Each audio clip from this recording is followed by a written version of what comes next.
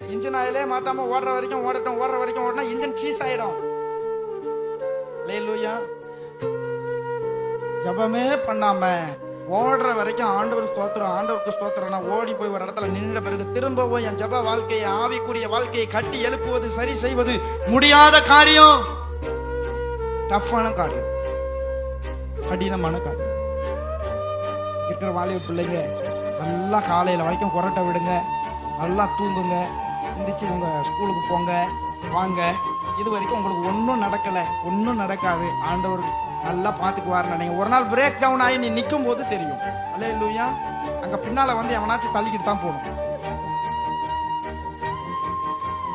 இங்க இருக்கிற பெரியவங்களா இருக்கட்டும், சிறியவர்களா இருக்கட்டும், நீங்க இப்போ நல்லா இருக்கலாம், நல்லா ஓடிக்கிட்டு இருக்கலாம், நமக்கெல்லாம் ஒன்றும் வராது ஓடிக்கிட்டு இருக்கலாம். ஒரு நாள் பாதியில நின்று போயிட பிறகு அதுக்கப்புறம் அதை சர்வீஸ் பண்ணி தான் எடுக்கணும். எப்படி பண்ணி எடுக்கணும்?